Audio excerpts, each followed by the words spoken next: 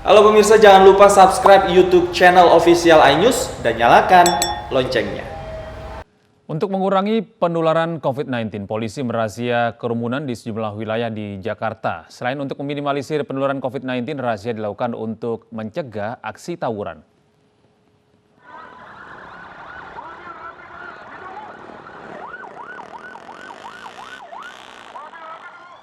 Jajaran kepolisian dari sektor Menteng Senin malam membubarkan kerumunan dan pedagang di kawasan Hotel Indonesia Jakarta Pusat. Satu persatu warga yang berkumpul dan menepikan kendaraannya dipaksa untuk kembali pulang. Di Karawang. Kamu KTP-nya mana? KTP enggak? Patroli mobile ke beberapa titik rawan kejahatan dan rawan tawuran, baik di wilayah Menteng Tenggulun maupun di wilayah perbatasan Manggarai.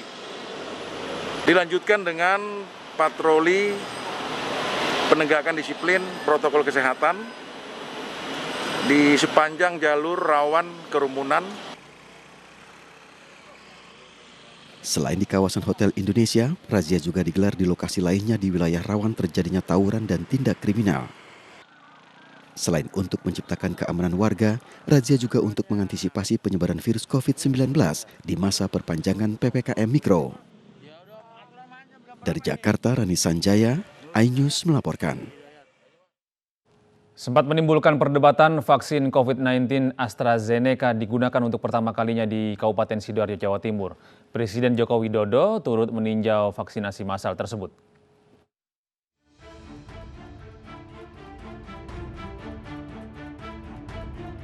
Senin siang, Presiden Joko Widodo meninjau vaksinasi massal di Pendopo Delta Wibowo Sidoarjo, Jawa Timur. Vaksin yang digunakan merupakan vaksin AstraZeneca yang sempat menimbulkan pro dan kontra. Menurut Jokowi, para tokoh agama di Jawa Timur siap menerima vaksin AstraZeneca untuk digunakan di pondok pesantren.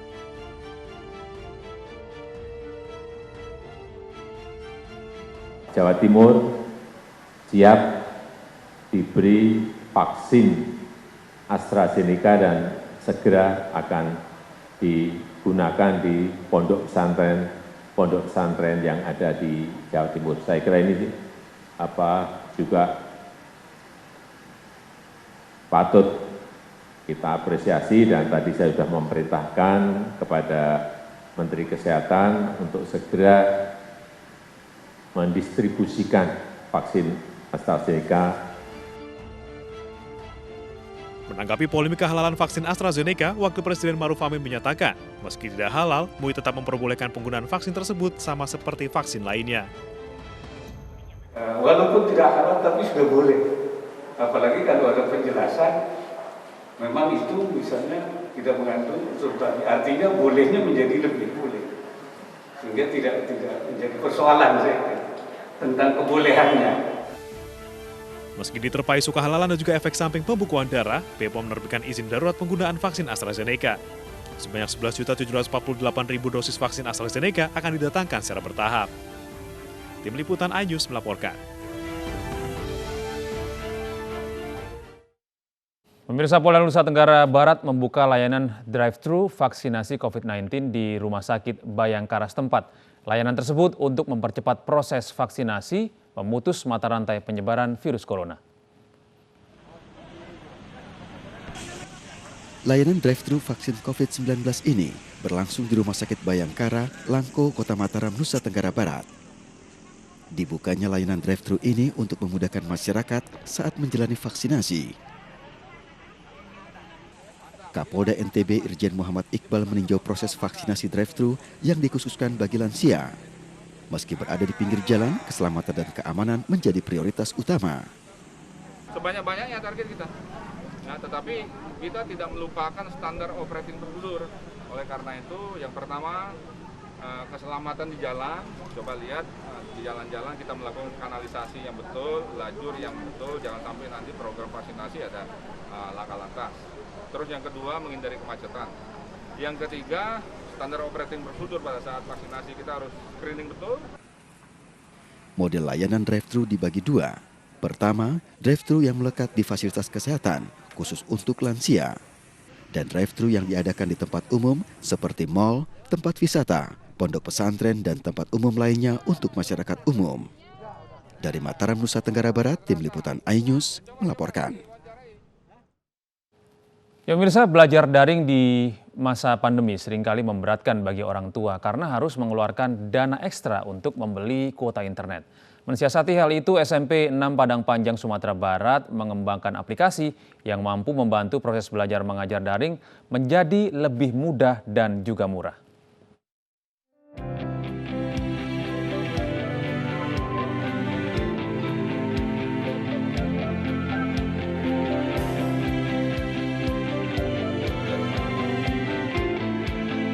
Memfasilitasi sistem belajar daring, SMP Negeri 6 Kota Padang Panjang, Sumatera Barat membuat inovasi server offline dan web belajar sistem jarak jauh tanpa kuota internet.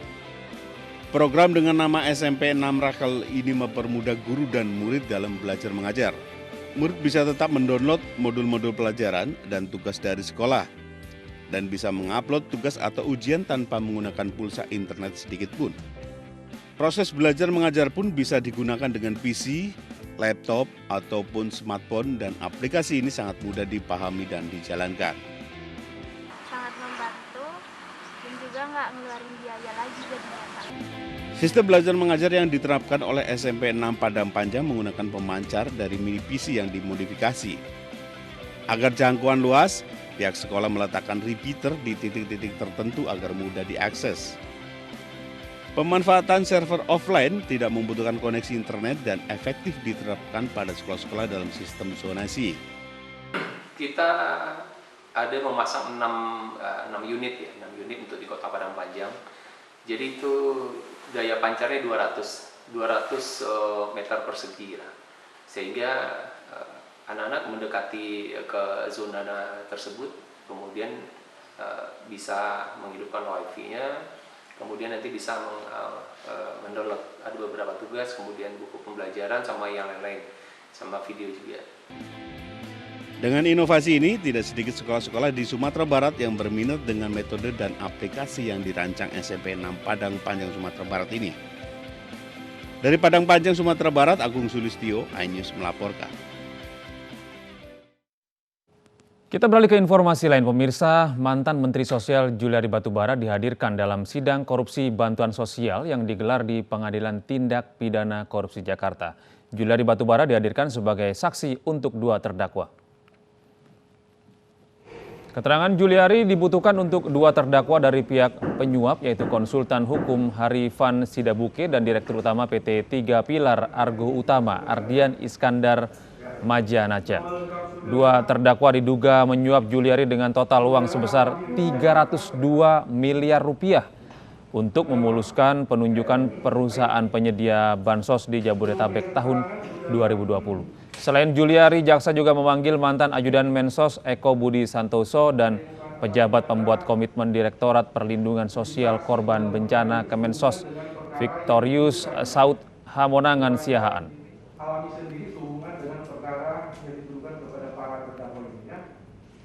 Pemirsa, puluhan mahasiswa pada Senin siang berunjuk rasa di depan kantor Komisi Pemberantasan Korupsi Jakarta. Dalam aksinya, mahasiswa menuntut KPK membongkar dugaan korupsi barang kena cukai di Kabupaten Bintan, Kepulauan Riau.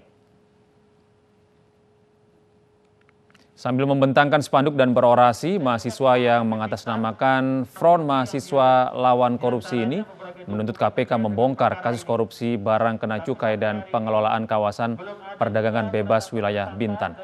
Unjuk rasa ini digelar setelah sebelumnya KPK menggeledah 4 lokasi di Bintan pada Jumat 5 Maret 2021, diantaranya kantor Bupati Bintan, kantor BB Bintan, dan rumah dinas. Pihak mahasiswa akhirnya diterima perwakilan KPK untuk menyerahkan poin-poin tuntutan. Pihak Humas KPK menyebutkan bahwa proses masih berlangsung dan mereka kalau memang sudah ada perkembangan kasus akan segera menginfokan, karena mereka berdasarkan juga undang-undang yang berlaku di KPK kan keterbukaan informasi gitu.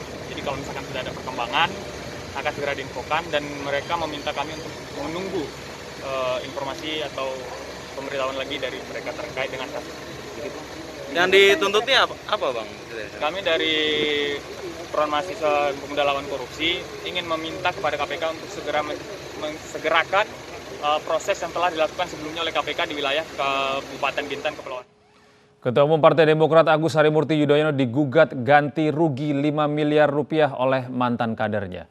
Menanggapi gugatan tersebut, loyalis AHY pun siap menempuh jalur hukum. Sidang perdana agenda pembacaan gugatan Partai Politik Demokrat dipimpin langsung Hakim Ketua Bambang Nur Cahyono di Pengadilan Negeri Jakarta Pusat. Julius Dagilaha, mantan Ketua DPC Partai Demokrat Halmahera Utara, menggugat Ketua Umum Agus Harimurti Yudhoyono lantaran tidak terima dengan pemecatan dirinya karena menghadiri Kongres luar biasa di Deli Serdang, Sumatera Utara. Tidak dipanggil, tidak pernah diperiksa, diminta keterangan. Tentu tidak sesuai mekanisme hukum. Sehingga yang bersangkutan merasa hak-haknya dirugikan baik sebagai warga negara maupun sebagai kader Partai Demokrat. Sehingga melakukan gugatan terhadap DPP ke Pengadilan Negeri Jakarta Pusat. Tentu gugatannya terkait perbuatan melawan hukum. Yang bersangkutan ini juga sebagai anggota DPRD yang menjabat sebagai Ketua DPRD Kabupaten Halmahera Utara. Gerakan pengambil alihan kepemimpinan Partai Demokrat ini inkonstitusional dan ilegal. Maka apa yang dilakukan oleh mereka, kita akan bertindak tegas sesuai dengan konstitusi partai. Saya kira itu aja. Terima kasih. Di Hari Air Sedunia, Gubernur DKI Jakarta Anies Baswedan bersama dinas terkait menanam pohon loa di bantaran Kali Ciliwung, Jakarta. Penanaman pohon di Taman Maju Bersama selain berfungsi sebagai pangkalan air saat musim penghujan, juga untuk mengontrol aliran sungai.